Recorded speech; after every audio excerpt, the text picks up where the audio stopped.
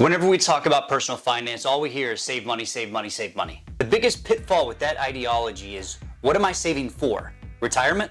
A lot of people have a fear of not getting to that age. What if I die tomorrow?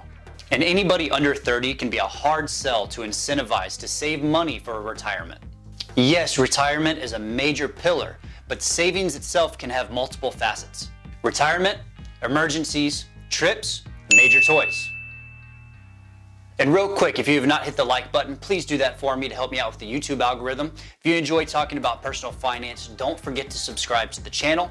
And also, please comment down below and tell me whether or not you save to save, or if you have specific categories that you save for. All right, now the strategy that I share is to create a flow chart for your money to segue through different categories. Money moves like water in a stream. I'm getting a little Bruce Lee on you. But it is where the word currency comes from, with the root word being current. And a lot of people do have poor money habits where their money just seems to flow away from them and they can never tell you where it went. So make a game plan and make a flow chart of where your money goes first.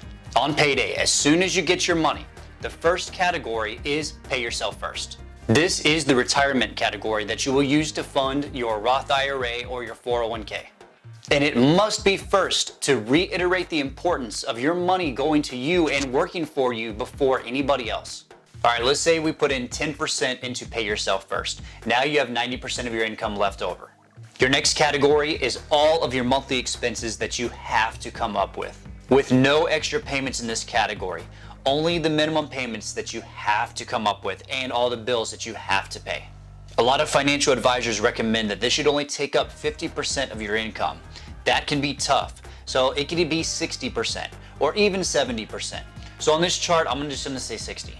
Now, if you're going above 70% of your income on all of your minimum payments, this is your problem. This is where you need to focus. 30% left. This is where you start creating your subcategories.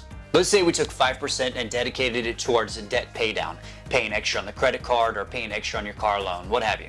Let's take another 5% and let's create an emergency fund category for those things in life that just make us want to cuss. And what if you are a traveler at heart? You love taking trips out of town, but you always miss the opportunities because you don't have the money. You're never going to just have the money. Another 5% into our travel fund.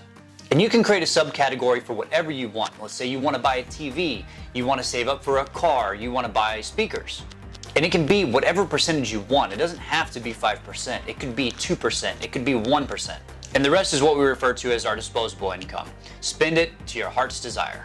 And this flow chart is just to give you the idea. If you were able to squeeze all of your bills into the 50%, you would have an extra 20% of points to play with and put wherever you want. Or you keep putting extra on your debt pay down until you don't have any debt. There's more points that you can put in different subcategories. The concept is to create a game plan. This is one of the first things that I recommend on people first learning how to manage their money. So right when you're done with this video, go get a pen and paper, write it out, see where your money is flowing. Thank you guys for checking out the video. I always enjoy the subject of personal finance. So if you do too, don't forget to subscribe to the channel. I will catch you guys next time.